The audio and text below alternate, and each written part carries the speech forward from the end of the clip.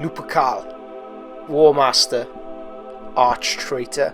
Today we are looking at how you go about painting possibly one of the finest sculpts in Games Workshop's range, Horus.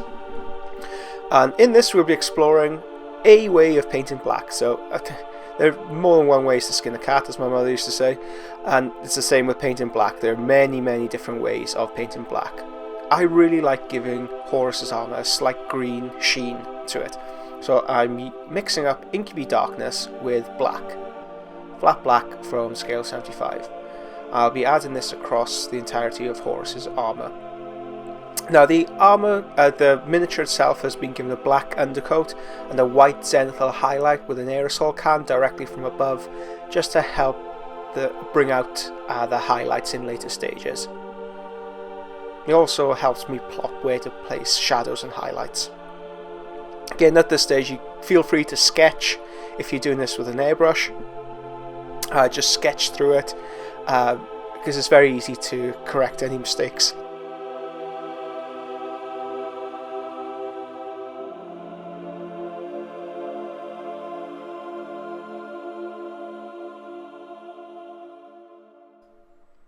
So we're looking for a nice even base coverage here, 2 to 3 thin layers. I'm using an Iwata HPCH 0.3 nozzle. I'm running the airbrush around 15 psi, but try and find that sweet spot. Anywhere between 10 and 15 psi is the sweet spot. Just a nice consistent airflow. We don't want it blotting, we don't want the paint spidering anywhere.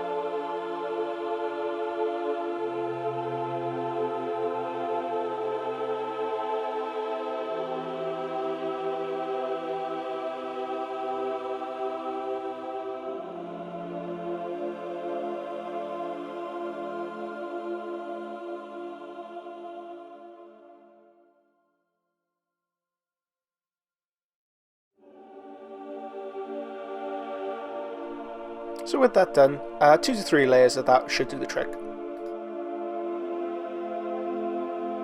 Okay, let's do something you may not have seen previously. So with airbrushing, you can get very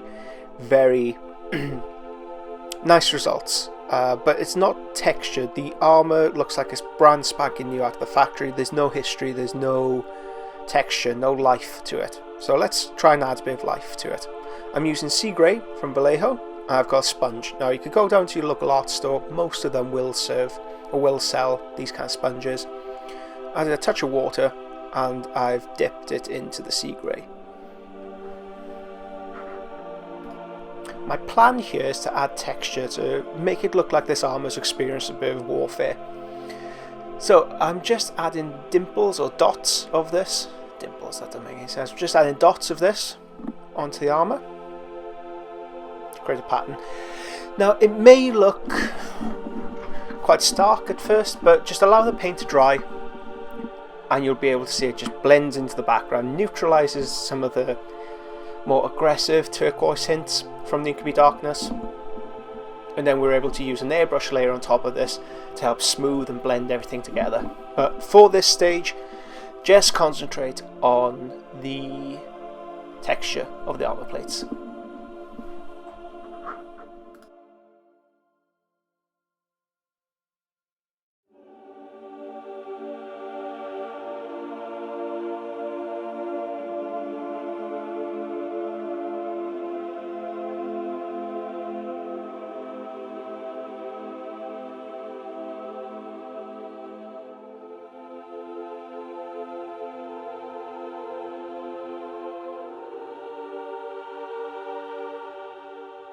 The next step, I want to give the armour a highlight, so I'm using white sands, and I'm going to mix that with the sea grey.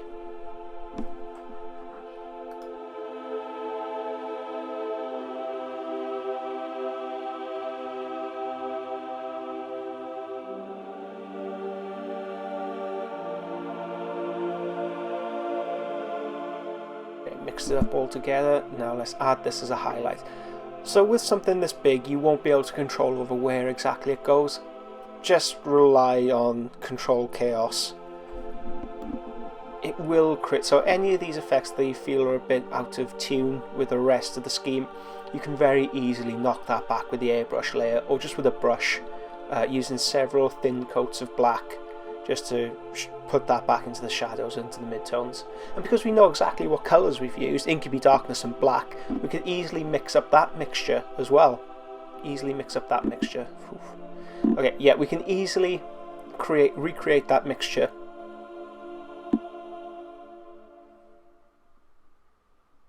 So just try and concentrate on picking up the highlights with this sponge layer. And we can focus on tightening things up a little bit later.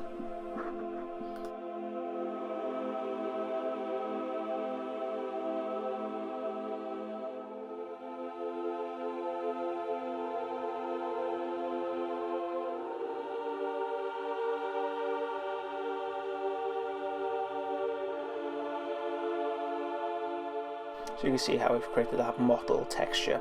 So I'm just going to refine some of these highlights with a brush. I'm using the same exact mixture, sea grey and white sands.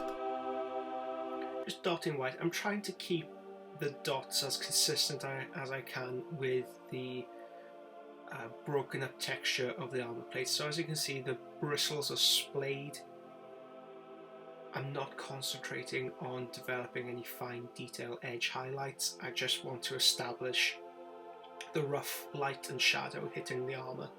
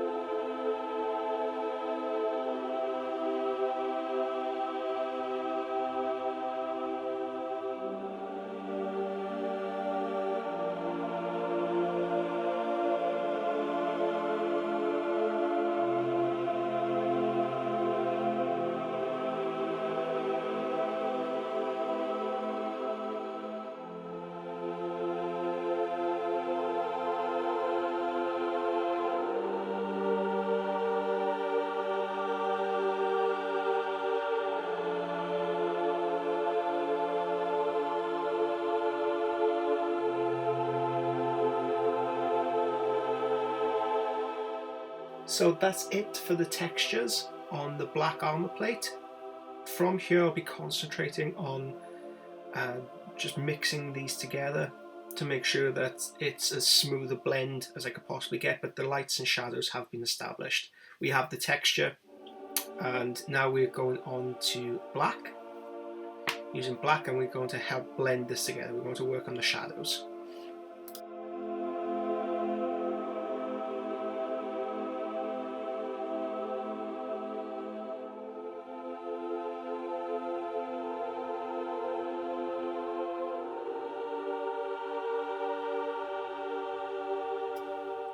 I'm using Forge Roll thinner with scale 75 black. I've washed this down or I've made this a wash consistency, so very, very thin. So no matter how thin you think your paint is, just add a touch more for luck. Okay, just trying on my hand to see the thinness, the consistency. And if you're unsure of exactly where or how thick this will come out initially, just try on the foot, try on the very darkest portion of the miniature. If it does slightly overspray, or if it is too thick, it won't matter that much, because that's where the darkest shadow will naturally be. So let's try and get this as close as I possibly can for you guys. I'm airbrushing black into all the shadows, and it's such a very light, thin coating that it may look very abrupt at first, but it will blend everything back, blend everything together.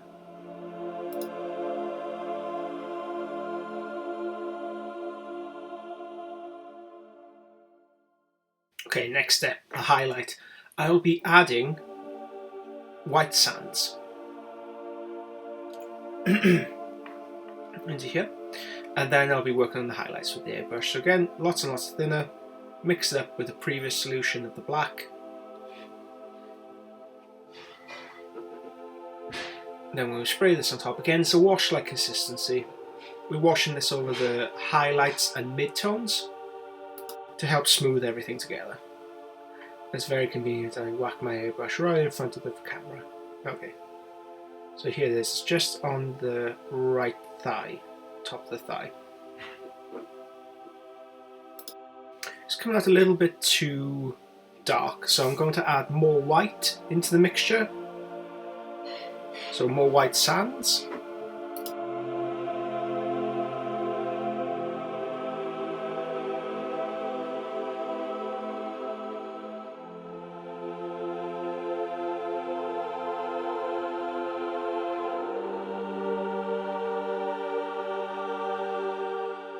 Okay, and with the highlight, we'll just blend everything back together. We'll blend it back into the background, so that blotchiness will disappear entirely, and it will leave a very subtle underlayer to the armour that we can then go on and develop with a brush.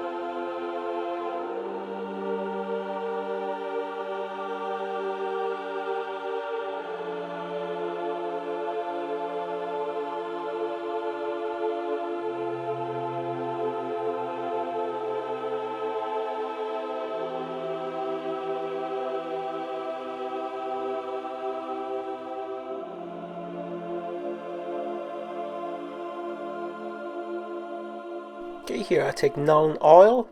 I just want that final hit of black in the shadows, but I don't want anything too aggressive. I don't want a matte black flat shadow. So I'm taking Nuln Oil and I'm just overlaying this to the shadows and lower part of the mid-tone.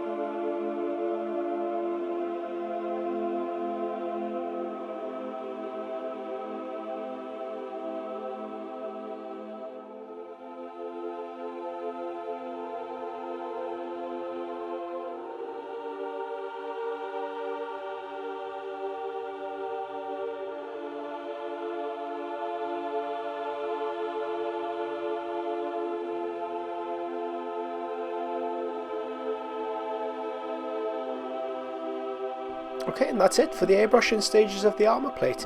When you are airbrushing black armour, it may be worth adding a filter layer of turquoise on top of this to bring out slightly more of interest there, but with the green underlayer, the inky darkness, I feel we've just hit that right balance between tonal variation and shadow to give it an authentic black.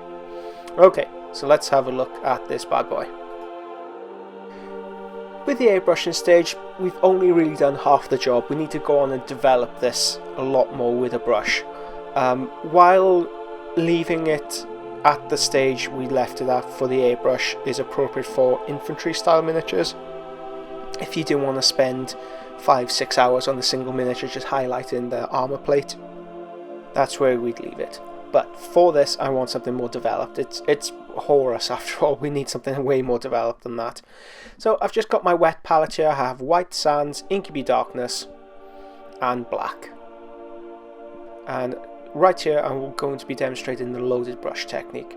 So we did have a look at this technique in an earlier video, but it's worth developing here. So I've loaded up the brush with inky darkness and black, so the barrel of the brush contains that colour, and on the very tip I've added white, so you see there's two colours there. My initial brush stroke with white, it picks up, it's layered onto the surface with white first, and the more I develop the brush across the surface, the more I move the brush across the surface, the more that underlying colour will start to bleed through, and I can create a really nice effortless blend. Now, it's a bit like riding a bike. It looks easy when you see other people doing it, but it's quite hard to get a hold of initially. But once you get it, that's it. You'll never forget that technique.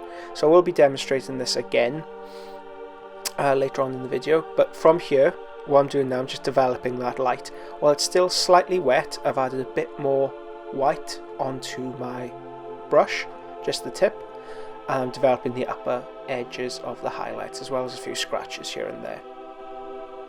So for the loaded brush technique, get your underlying colour, black and inky darkness, mix them together, load up into the barrel of the brush, so we don't want it wet. We need it just a nice dampness to it. Load up the tip of the brush with white, and when you move the brush back and forth, more the underlying colour will start to bleed through and seep through into the brush stroke, creating this blend.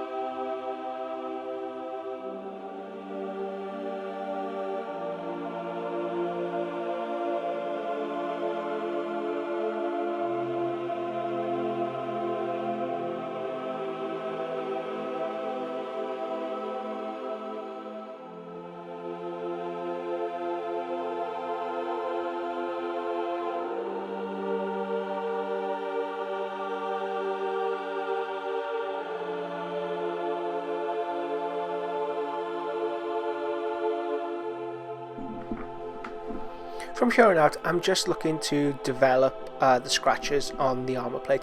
So that initial layer we put down with the sponge, I can still see some of the texture underneath. I'm looking to develop that with the white and with the inky darkness and black.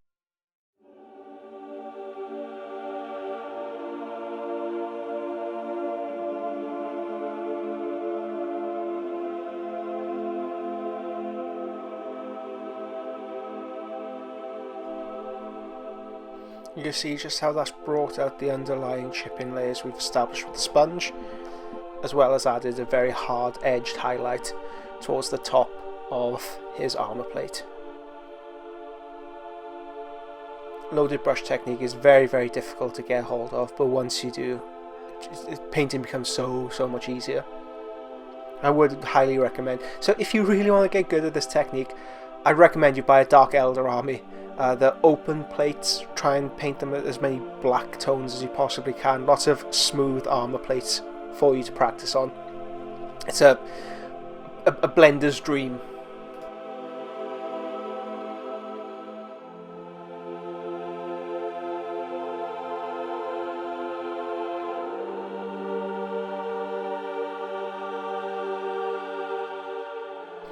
Because I'm establishing a line of light along the thigh, I need to keep that consistent across the entire leg. So you can see I'm developing on the lower part of the thigh, and I'll be drawing that down along the entirety of the leg. Now, knowing where to place these shadows and highlights can be, well, it can be difficult.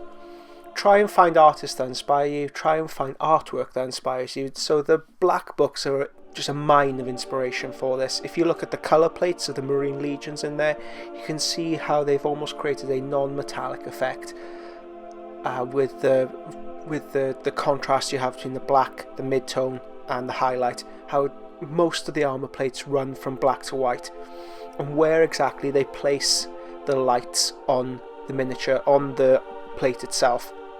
It's a much more realistic interaction of light and shadow on an armour plate than, say, a colour plate from a Games Workshop Codex or one of the more recent ones.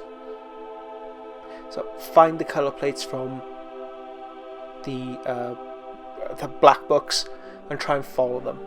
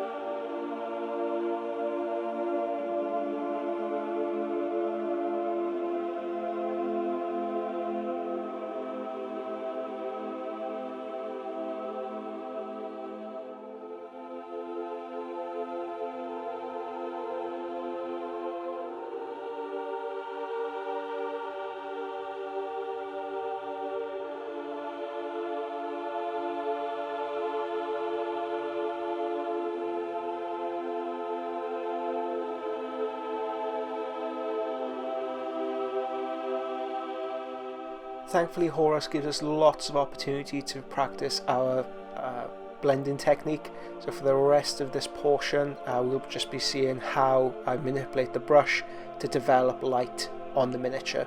Pay particular attention of when I use the loaded brush technique and when I simply, as I'm doing here, just move the brush across the surface to create that highlight. I'm not using a loaded brush here, I'm just using the white to pull the colour to where I want it to sit.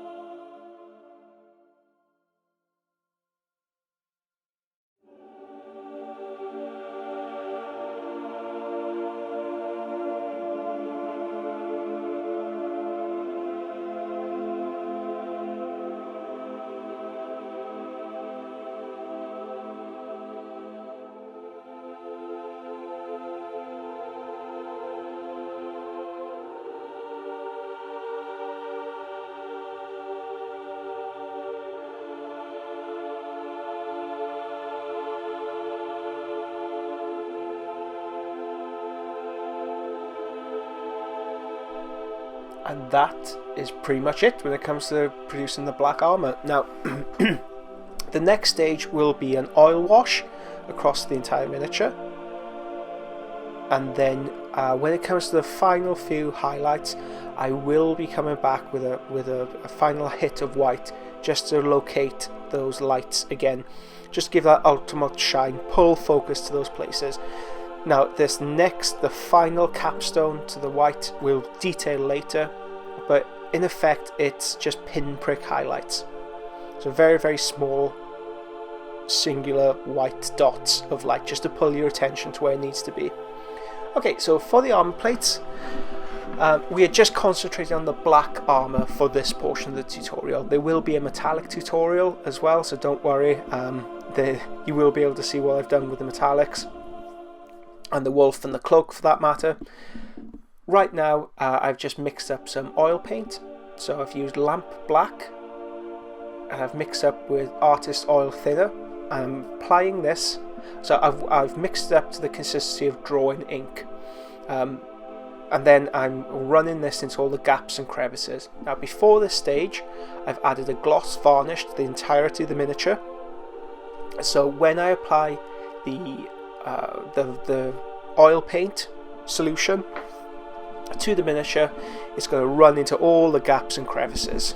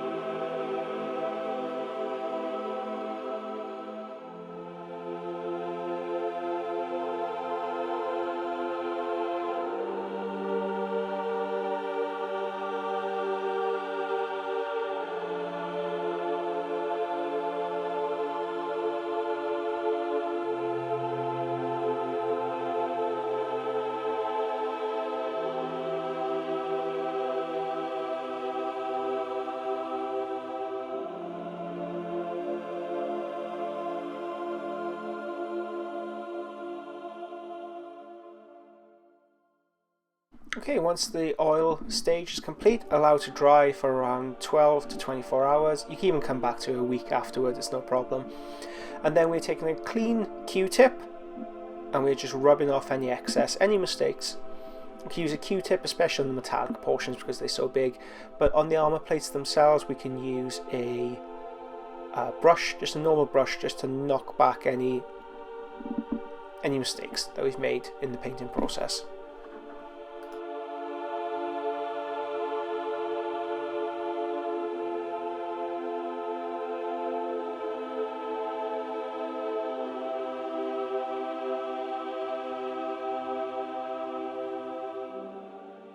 Okay, so for the final part of the armour plates, I just want to add a very hard-edged white highlight, just to draw focus to where I want it to sit.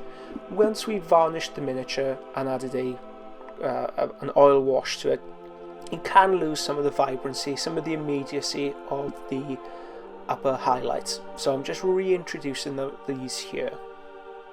Very hard edge, just white highlights.